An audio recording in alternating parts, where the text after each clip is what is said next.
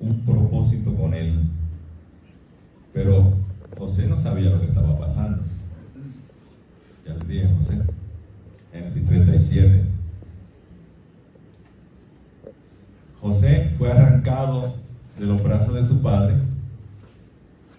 y vendido como esclavo. Vamos a Génesis 37. Dice: habitó Jacob en la tierra donde había morado su padre, en la tierra de Canaán. ¿Quién fue el padre de Jacob? ¿Ah? Isaac. Acuérdense que Isaac, de Rebeca, era estéril, y después de 20 años de casado, Isaac ora a Dios por Rebeca, y Dios le concede el que tenga que gemelos, Jacob y Esaú. Esta es la historia de la familia de Jacob.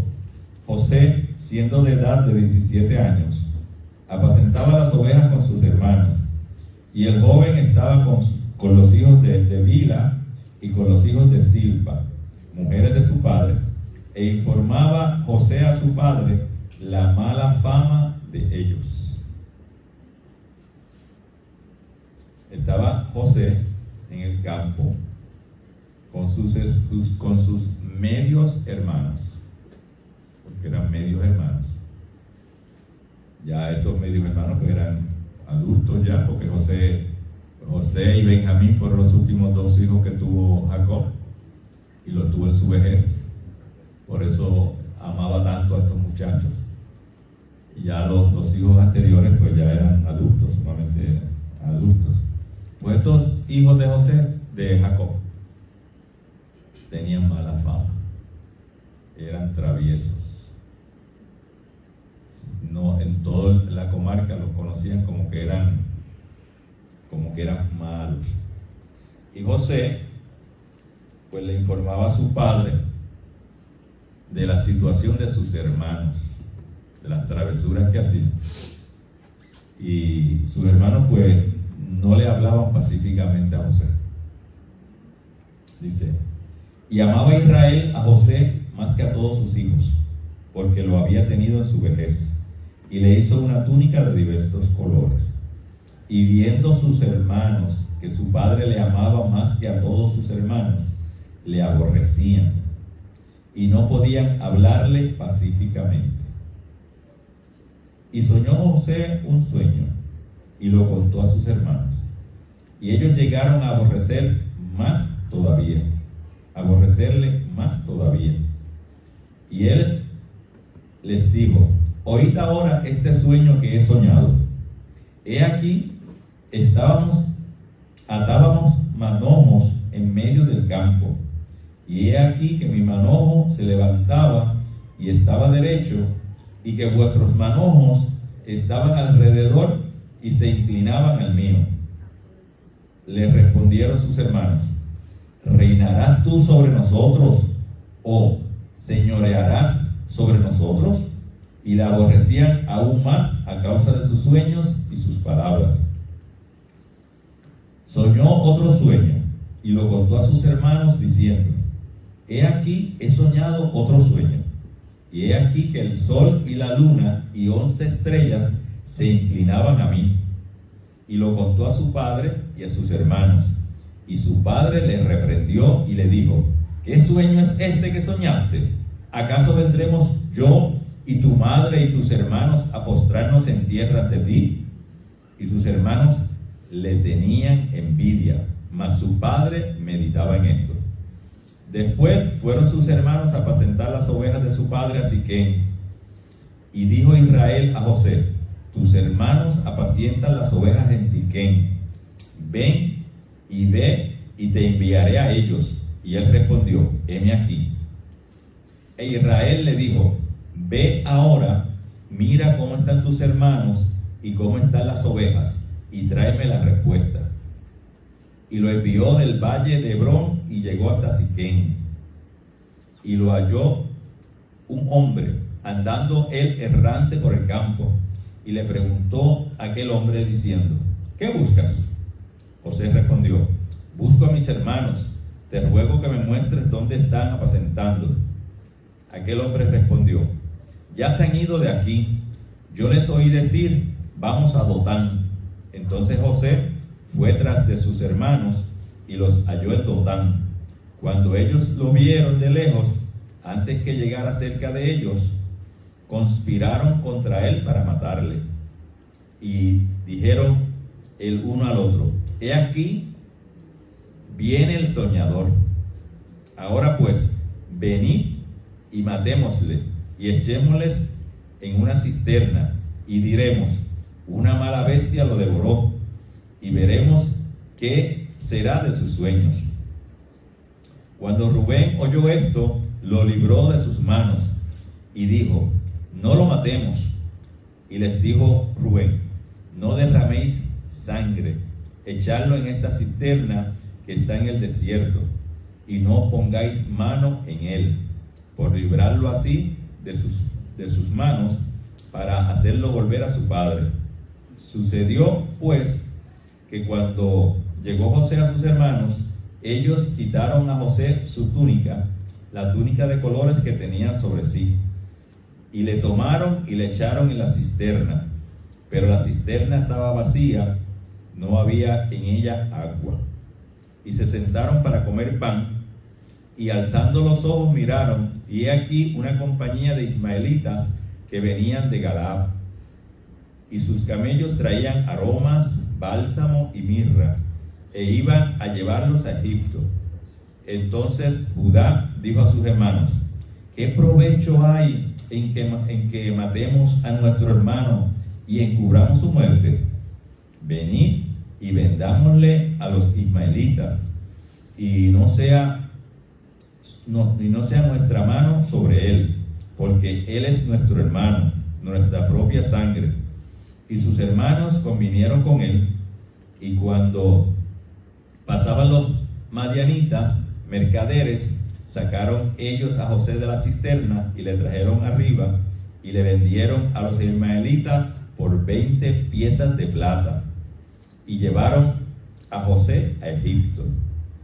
Después Rubén volvió a la cisterna y no halló a José dentro, y rasgó sus vestidos, y volvió a sus hermanos y dijo, el joven no aparece, y yo, ¿a dónde iré yo? Entonces tomaron ellos la túnica de José, y degollaron un cabrito de las cabras, y tiñeron la túnica con sangre, y enviaron la túnica de colores, y la trajeron a su padre, y dijeron, esto hemos hallado, reconoce ahora si es la túnica de tu hijo o no. Y él la reconoció y dijo, la túnica de mi hijo es, alguna mala bestia lo devoró, José ha sido despedazado. Entonces Jacob rasgó sus vestidos y puso cilicio sobre sus lomos, y guardó luto por su hijo muchos días.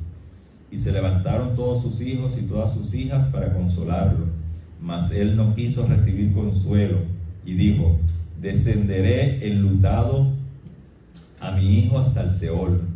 Y lo lloró su padre. Y los madianitas lo vendieron en Egipto a Potifar, oficial de Faraón, capitán de la guardia. Una historia hermosa que trae hermosa pero triste. Pero vemos en esta historia tan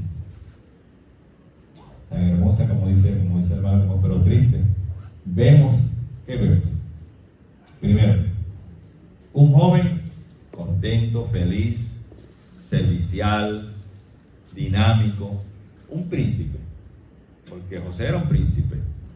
Jacob era un hombre pudiente, prácticamente si fuera en estos días sería millonario, tenía cuántos rebaños de ovejas tenía, cuántas vacas, todo lo que tenía, o sea, tenía muchas cosas. Era un hombre brillante, poderoso. Imagínense nosotros, cualquiera de nuestros jóvenes, Dios los cuide y los proteja, que de la noche a la mañana desaparezca uno de nuestros jóvenes. Lo secuestren, se se lo lleven a otro país y lo vendan allá como esclavo. Entonces, imagínense el sufrimiento de este padre. Estos hermanos eran, no sabía ni qué palabra expresar, porque realmente no tenían escrúpulos. Eran tan malos que no tenían escrúpulos, no tenían, o sea, no había en ellos la más mínima consideración, podría ser, pero el más mínimo temor a Dios. O sea, no había respeto para su padre. Ellos daban a demostrar que no amaban a su padre. De hecho, con su comportamiento, su mal comportamiento, o sea, demostraban que no tenían ningún temor, ni ninguna reverencia. Y ahora cogen a su propio hermano, lo secuestran, lo tiran en una cisterna. ¿Qué era una cisterna? Una caja de agua interna. Era lo que nosotros llamamos un hoyo. Sí, se cavaba un hoyo en la piedra. Era una cisterna a la inversa. Era una cisterna hacia abajo. Nosotros tenemos cisternas hacia arriba, ¿verdad? Entonces ellos cavaban esas cuevas en la piedra para que cuando lloviera se llenara de agua. Para cuando entonces no hubiese agua, sacar agua de ahí para darle al ganado. Pues ya esta cisterna, esta cueva era hecha por el hombre. O sea que no era una fosa, era hecha por el hombre. Estaba vacía y echaron a José allá abajo, lo tiraron allá abajo. Con el propósito de que ya en su corazón ellos habían propuesto matarle. Miren qué falta de escrúpulos tenían. O sea, eran sanguinarios. Ya ellos habían planificado matarle. ¿Por qué?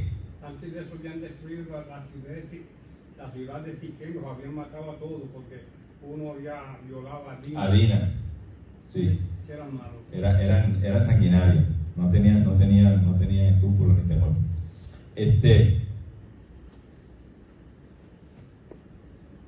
Cogen a su propio hermano, lo tiran allí, ya en la mente de ellos lo iban a matar.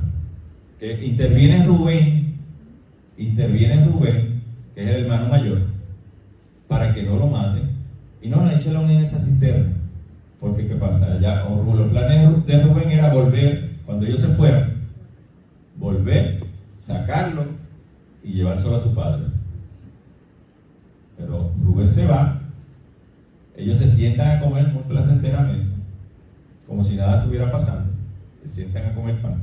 Y ahí ven que va pasando una caravana de mercaderes que iban hacia Egipto. Y decidieron que no vamos a matarlo, miren, no hacemos nada con matarnos, no tenemos ningún beneficio, vamos a venderlo. Ahora, ¿de dónde viene todo esto? ¿Por qué surge todo esto? El celo, la envidia, el odio. Exactamente. Y detrás de eso el propósito. Exactamente, porque ellos tenían envidia, ellos envidiaban a su propio hermano. Ellos envidiaban a su propio hermano, porque su papá lo adoraba a ese muchacho, a él y a su hermano menor Benjamín, porque Jacob lo había tenido en su vejez de la esposa que él amaba, que había amado toda su vida. Esa era la adoración de Jacob, Raquel.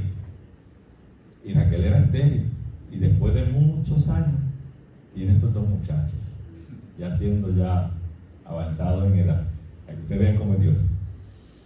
Pero ellos no les importó el sufrimiento de su padre. O sea, ellos tuvieron un poco y ya habían maquinado. Lo primero que hicieron fue quitarle la túnica y lo tiraron allá abajo sin la túnica. ¿Por qué? Porque ya ellos habían maquinado coger esta túnica, impregnarla con sangre y decir, y fue lo que hicieron, y decirle a Jacob que encontraron eso en el campo. ¿Para qué? Para que Jacob supusiera que una bestia o un animal salvaje lo había devorado. Pero la túnica estaba intacta. O sea que la manipulación no era muy perfecta. Porque lo que pasa era que Jacob, al ver la túnica llena de sangre, ¿qué va a pensar? Me mataron al nene. O sea, una vez, y como ellos dijeron que le habían encontrado, que habían encontrado eso nada más. Cuando si una bestia devora a un ser humano, va a ver que los huesos van a ver parte de eso. No encontramos más que esto nada más. Mira a ver si identifica a tú. Mira a ver si es la túnica de tu hijo. Era única esa túnica. No había otra igual. No había otra igual. Era una túnica especial que Jacob había mandado a preparar para su hijo amado. Por eso ellos desde lejos lo identificaban a él. Allá viene el soñador. Allá viene el soñador. Entonces, por envidia, por celos, lo aborrecían. Al extremo que no podían hablarle de forma natural, normal. Era gritándole y como decimos nosotros, aborrecido. Con arrogancia, porque no lo querían ni ver cerca. Sabemos que José es un tipo de Cristo. ¿Por qué vendieron a Jesucristo? ¿Por qué? Por celos de los fariseos. Los fariseos tenían celos de Jesucristo. Bien. Y por eso maquinaron matarle. Por celos. Porque la población, la gente del pueblo seguía a Jesús. Y porque Jesús no se sujetaba ¿a qué? A las doctrinas de ellos, doctrinas de hombres. Jesús no se sometía a las doctrinas de ellos, Jesús se sometía a la palabra, a la ley, lo que estaba escrito. Y ellos lo aborrecían, porque decían que violaba la ley. ¿Violaba qué? Lo que ellos habían establecido, las leyes de ellos, no las leyes de Dios. Y entonces, al igual que Cristo, José fue vendido por sus hermanos. José fue vendido por 30 piezas de plata. Jesús fue vendido por ¿cuánto? José fue vendido por 20. ¿Y Jesús por cuánto fue vendido? 30. Por 30 monedas de plata. O sea, José es un tipo de Cristo. Por celo de sus hermanos, de su pueblo, lo venden para que lo maten. Bien. ¿Qué pasa? Jacob, imagínense, que a su casa llegue alguien y le diga, mira, encontramos esto del hijo suyo. Encontramos esto perdido. Y usted sabe que el hijo suyo usted lo había mandado a hacer un recado, como nosotros decíamos antes en el campo, un mandado. O a Jacob lo había mandado ¿a qué? A tirarle el ojo a sus hermanos, para ver dónde estaban, qué estaban haciendo, dónde estaban con las ovejas. Y ellos habían salido para un lado y de ahí salieron y cogieron para otro. Destrozaron a su padre. Destrozaron el corazón de su anciano padre. Ellos no se inmutaron. Para ellos no fue nada. Jacob se rasgó su vestidura. Jacob lloró, ese muchacho lo sufrió. Y dijo, me voy a ir enlutado hasta la sepultura. Porque realmente lo amaba. Sacan a Jacob a José de la cisterna, lo venden por 20 monedas de plata. Los mercaderes lo llevan a Egipto. ¿Y quién lo compra? Potifar. ¿Y quién era Potifar? El segundo hombre en el mando en Egipto. Era el general del ejército de Egipto. Era el general del ejército de Cristo. A todo esto, por todo esto que está pasando José, no vemos que José se lamente, ni que se queje. Ya en esos sueños que Dios le había revelado, que los cuales tenían a Jacob pensando, y por los cuales sus hermanos aún la aborrecían más, porque los hermanos interpretaron el sueño. ¿Acaso reinarás tú sobre nosotros? ¿Te enseñorearás tú sobre nosotros? Cuando él le contó el primer sueño, que el hermano José se levantaba y los 11 lo rodeaban y se inclinaban a él, ¿qué era esto? Ellos lo interpretaron. ¿Tú vas a reinar sobre nosotros? a servir a ti, tú vas a ser nuestro Señor. Entonces más se prendía su celo y su ego. Cuando hace el segundo sueño, cuando revela el segundo sueño, aún hasta Jacob lo regaña. ¿Qué? Tu madre y yo y tus 11 hermanos nos vamos a postrar delante de ti. Lo dice Jacob. Pero se quedó con eso en su mente. ¿Qué sueños tiene? ¿Qué sueños raro está soñando este muchacho? Mira que el sol y la luna y 11 estrellas se postran delante de él. Padre, madre y sus 11 hermanos. Ese fue un sueño profético de Dios. Los dos sueños venían de parte de Dios y eran sueños que estaban dejando ver lo que venía en el futuro. Que Jacob no lo sabía, José no lo sabía, nadie lo sabía, pero Dios lo sabía. Vemos a Dios como profeta ahí hablándole a José en sueño. A través del sueño.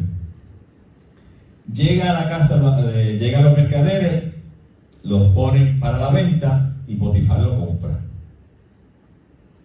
La escritura registra que José era un hombre guapo, atractivo, hermoso. Cae en casa de Potifar. ¿Y qué pasa? Potifar nota que todos sus bienes empiezan a prosperar desde que José está en su casa. Llegó como esclavo allí, lo pusieron a trabajar y él empezó a trabajar, a hacer sus labores, hacer todo. Y él Potifar empezó a ver que Dios estaba con él. Un hombre impío que no conoce a Dios reconoce que este muchacho, un hebreo, ellos sabían que el Dios de Israel era diferente al Dios de ellos. Reconoce que el Dios de Israel estaba con el muchacho y que todo lo que el muchacho hacía, todo prosperaba, todo salía bien. ¿Y qué hizo? Lo puso como mayordomo de su casa. 17 años, vendido como esclavo. Ahora Potifar lo pone al frente de todos sus bienes. Se convirtió en el mayordomo de la casa de Potifar. Después de Potifar, mandaba José. Y todos los bienes de Potifar y allá en el campo y todo, crecía y prosperaba. Potifar estaba contentísimo porque en las manos de José todo prosperaba. ¿Y por qué todo prosperaba? Porque Jehová estaba con él. Porque Jehová estaba con él. José no lo sabía. José no lo sabía. Yo lo sabía. Yo sabía. Pero Potifar vio que todo lo que el muchacho hacía y todo lo que hacía, todos sus bienes empezaron a crecer, a multiplicarse de una manera vertiginosa. Así que Potifar solo se preocupaba por qué, por lo que comía. Todo lo dejó en manos de José. Pero ¿qué pasó? La impía de su esposa, cuando vio al muchacho, se fijó. Es guapo, es lindo, tiene buen cuerpo. Wow. Se enamoró la esposa de Potifar, de José, y comenzó a sonsacarlo. Acuéstate conmigo, duerme conmigo. No, mi Señor me ha puesto aquí al frente de todo y Él no se preocupa por nada, y yo tengo el mando de todo menos de ti, porque tú eres su esposa. Todo lo demás está bajo mi poder, mi autoridad. Miren eso, cómo que Dios prospera a los suyos cuando los suyos se someten. Porque vuelvo y le repito, en ningún momento vemos a José quejándose. De príncipe a esclavo, vendido como un esclavo. Y ahora lo sube de rango a mayordomo, a segundo hombre. Después de Potifar, era José el que mandaba.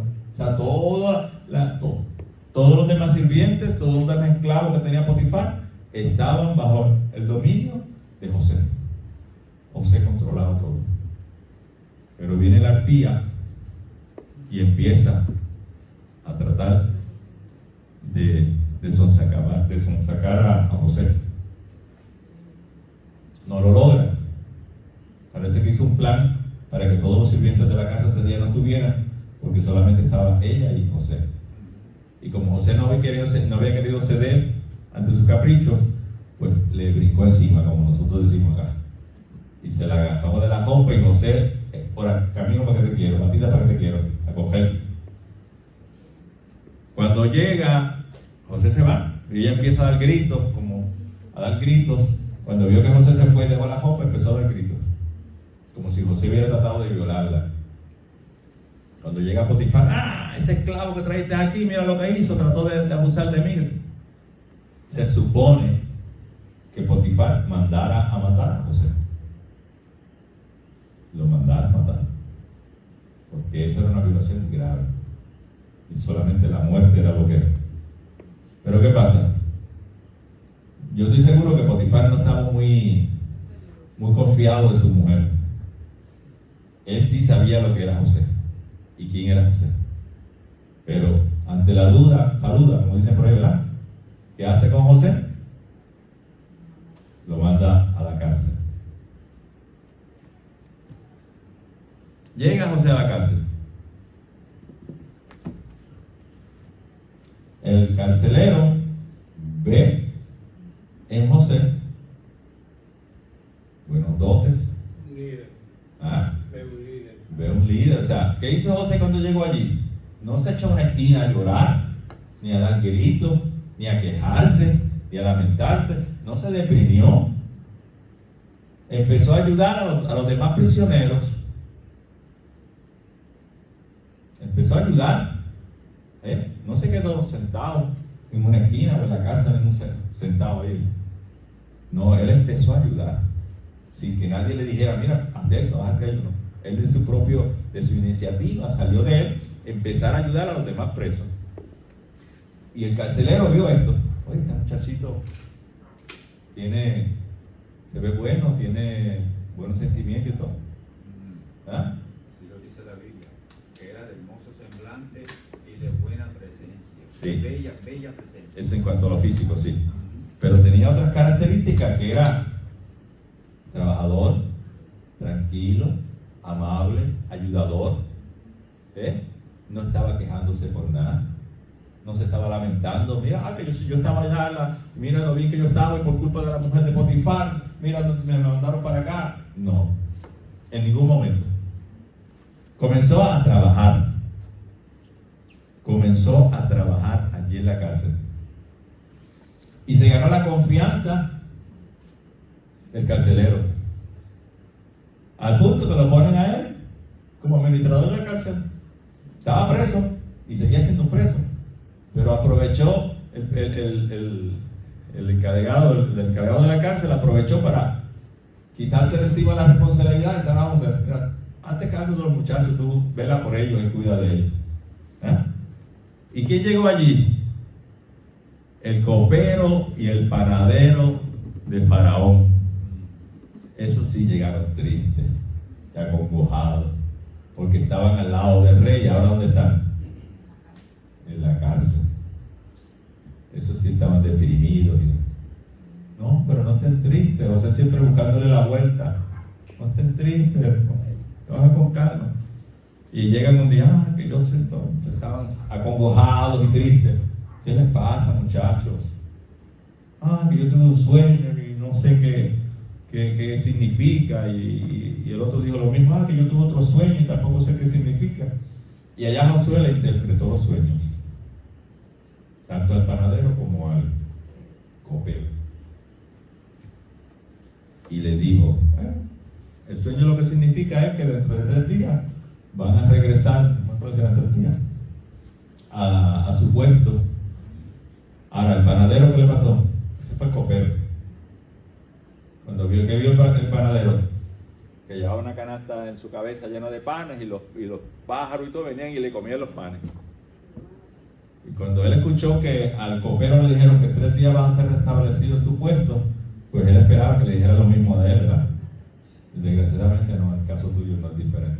En 3 días te van a cortar la cabeza.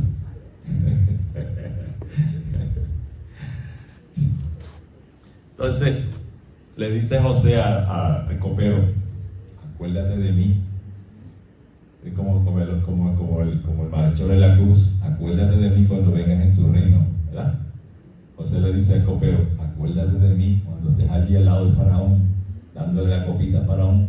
Acuérdate de mí, háblale bien de mí para que me saquen de aquí, porque yo no he hecho ningún mal, no he hecho nada. ¿Qué pasaron? Pasaron 2 años. El copero retornó a su puesto, el panadero lo degollaron, y él se le olvidó que José existía. Se le olvidó que José existía, de la emoción de que había regresado a su trabajo y tenía su puesto nuevamente. Se olvidó de José. Pasaron 2 años y no es cuando entonces Faraón tiene un sueño, que entonces, ay, ahora me acuerdo, ven acá, que yo cuando estaba preso, había un muchacho allí en la cárcel y yo tuve un sueño, y me reveló el sueño y el sueño salió. Me acuerdo, después de 2 años, se acordó que José existía. ¿Ah? Así son los amigos del mundo. Usted le hace favores, él le hace favores, él hace favores, y cuando usted está bien, no se acuerdan cuando están bien, no se acuerdan de uno. Cuando están mal, ay, ven acá, ven yo, ayúdame en esto, que estoy así, que yo ayudo. Y pues, siempre tenemos que estar dispuestos a ayudar, aunque nos paguen con desprecio y nos paguen, pero nosotros sabemos que lo que hacemos aquí, quien nos lo va a pagar es aquel. Y la Biblia dice que todo lo que nosotros hagamos aquí en la tierra, lo hagamos como si fuera ¿para quién? Para Jesucristo, sin esperar nada a cambio. Por eso es que yo veo la actitud de José en todo esto y vemos cómo tan tranquilamente era verdad que el Espíritu de Dios estaba en José, porque sus propios hermanos lo cogen, lo tiran allí, lo venden, lo hacen esclavo, y él, donde quiera que lo ponían, él empezaba a producir, empezaba a hacer su trabajo bien hecho, sin protestar y sin nada. Y Dios lo seguía prosperando, y lo seguía prosperando, le seguía dando gracia delante de los hombres. Hasta el extremo que después que el copero regresa, después de 2 años, se acuerda de José, le habla al faraón de José, van y buscan a José en la cárcel. Para José presentarse donde Faraón, tenían que ponerlo lindo, tenían que prácticamente convertirlo en un egipcio. ¿Y qué hacían los egipcios? ¿Cómo se vestían? Completamente diferente. Los judíos usaban barba, pelo en sus hombros, la vestimenta, pero los egipcios no, afeitados, los ojos pintados, las cejas pintadas, eran los hombres, la vestimenta completamente diferente. Tuvieron que convertir a José en un egipcio para presentarlo delante del faraón. Tuvieron que irlo a bañar allá, sacarlo de allá, bañarlo, cambiarlo de ropa y poner todo. O sea, lo pusieron nuevo. No era un hebreo. El que lo veía era como el caso de Moisés. ¿Me acuerdan? Cuando Moisés salió huyendo de allá de Egipto, cuando fue al pozo allá, ¿a quién ellas decían? ¿Quién dijeron que era? Un egipcio. Porque toda la vestimenta y todo estaba como egipcio. Pues José tiene que cambiarle toda su vestimenta, su apariencia, para presentarlo delante del faraón. Lo presentan delante del faraón. Faraón le cuenta el sueño, ya ustedes lo saben, y que eran 2 sueños, era una espiga, era la vaca flaca, y los sueños significaban lo mismo. Y José le dice al faraón: pues, Señor, Acuérdense que los reyes en aquella época, el faraón era un rey. En Egipto se le llamaba faraón, pero era un rey. Al igual que los hebreos tenían su rey. Y los reyes en aquella entonces eran dioses. Acuérdense en el caso de Esther. La propia reina no se podía presentar donde el rey cuando ella quisiera. Tenía que ser convidada. Por eso es que ella, en aquella ocasión, Esther le dice a Mardoqueo: ponte a ayunar a todos los judíos que hay en Susa, que ayunen 3 días por mí. Cuando hablamos tiempo atrás del ayuno, vemos el caso de Esther. Esther le dice a Mardoqueo que ayune por mí. O sea, que se puede hacer ayuno por otra persona. Que usted se levante en consagración por otra persona. Pues para que oren por ella, ¿por qué? Porque ella iba a hacer algo que no estaba permitido dentro de las leyes. Y era presentarse delante del rey sin ser convidada, sin ser invitada. Si el rey no extendía su cetro hacia ella, la reina moría. Miren al extremo donde llegaban los hombres en este entonces, los reyes de la tierra. Y todo súbdito que llegaba ante el rey tenía que venir y postrarse. No podía mirar al rey a la cara. Tenía que postrarse, tenía que venir con la cabeza baja, postrarse ante el rey. Y si el rey le decía que se levantara, se levantaba y no podía mirar al rey a la cara. Porque si lo miraba, y todavía eso pasa con ¿sabemos quién? Con los reyes de España.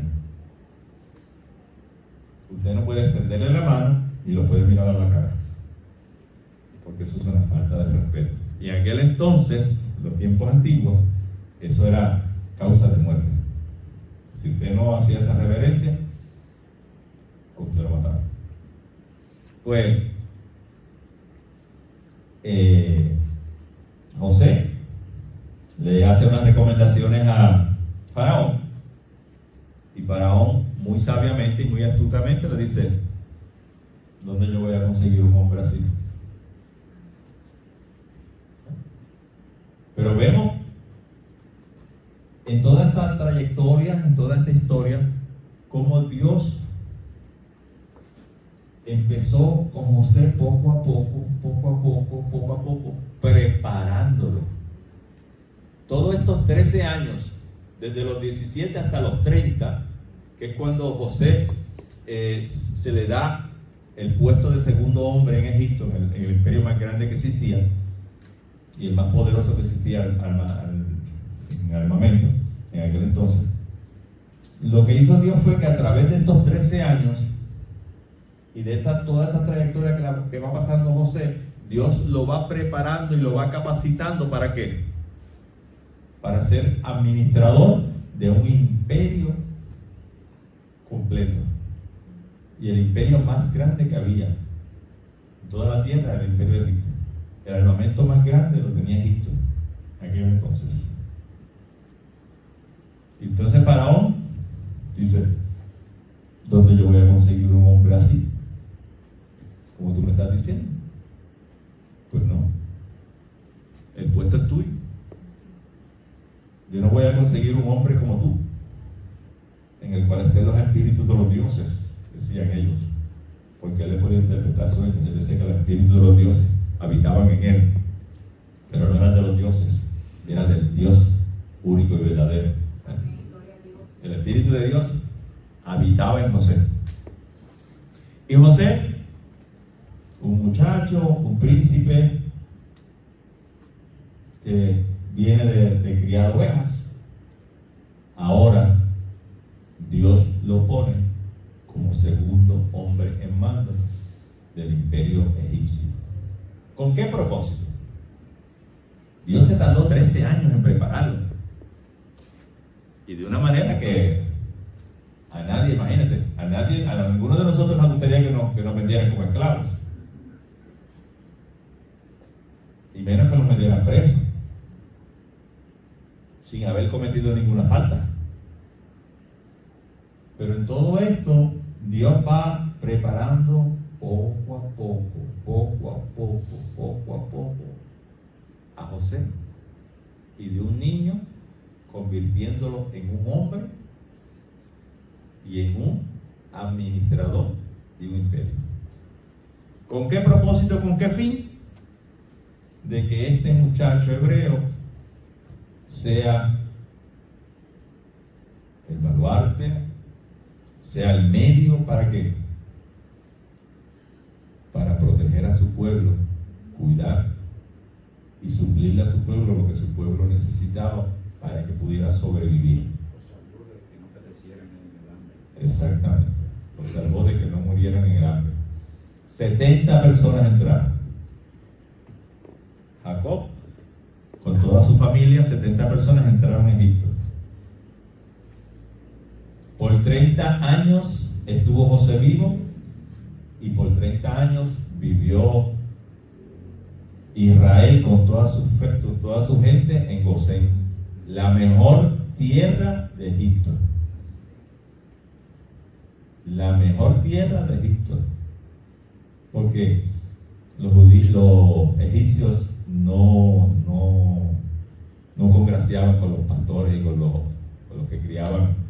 Ellos criaban vacas, los egipcios, pero las ovejas no les gustaban las ovejas, no se llevaban con los pastores. Pero Faraón le dice: tu familia, tu papá, dale la mejor tierra para ellos. Y le dieron la mejor tierra que había en Egipto, la tuvieron en José. Allí tuvieron bajo el cuidado de José por 30 años. El pueblo de Israel estuvo en Egipto 430 años. Ahora, porque la gente a veces dice 430 años de esclavo. No. De que llegaron hasta que José estuvo vivo, ellos no eran esclavos. Ellos aprovecharon ahí, criaron sus hijos, su ganado, todo estaba ahí a la mano para ellos.